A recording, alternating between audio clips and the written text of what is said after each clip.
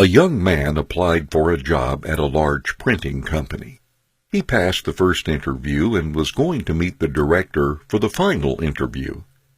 The director saw his resume, and it was excellent. At the interview, the director asked, "Have you received a scholarship for school?" The young man replied, "No." "Was it your father who paid for your studies?" asked the director. "Yes," replied the young man. "Where does your father work?" asked the director. "My father is a blacksmith," replied the young man. The director asked the young man to show him his hands. He showed a pair of soft and perfect hands. "Have you ever helped your parents at their job?" asked the director. The young man said, "Never. My parents always wanted me to study and read more books. Besides, he can do the job better than me." The director responded, "I have a request. When you go home today, go and wash your father's hands, and then come to see me tomorrow morning."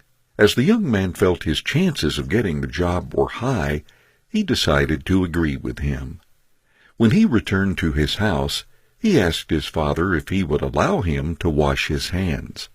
His father felt strange, yet happy, and showed his hands to his son. His son washed his hands slowly. It was the first time that he noticed that his father's hands were wrinkled and had many scars. Some bruises were so painful that his skin shuddered when he touched them. This was the first time that his son recognized what it meant for this pair of hands to work every day to be able to pay for his studies. The bruises on the hands were the price that his father paid for his son's education, his school activities, and his future. After cleaning his father's hands, the young man stood in silence and began to tidy and clean up the workshop. That night, the father and son talked for a long time. The next morning, the young man returned to the director's office.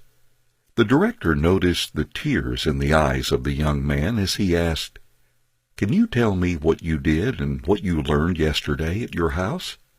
The young man replied, "I washed my father's hands, and when I finished, I stayed and cleaned his workshop.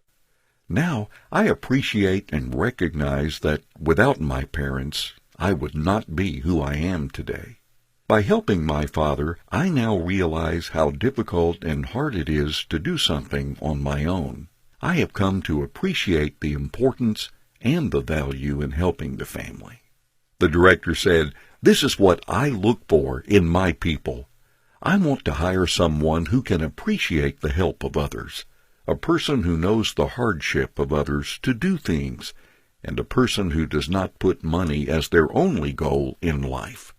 You are hired." Children who always get what they want develop "I have the right" mentality and always put themselves first, ignoring the efforts of their parents.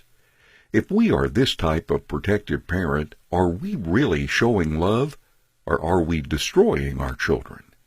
These type of parents may feel that they're showing love to their children, but they are actually destroying them. It's great to give your children a great life, but when you're washing the floor or painting the wall, please let them experience that too. After eating, have them wash the dishes with their brothers and sisters. The most important thing is that your children learn to appreciate your efforts, to experience the difficulties, and to learn the ability to work with others to get things done.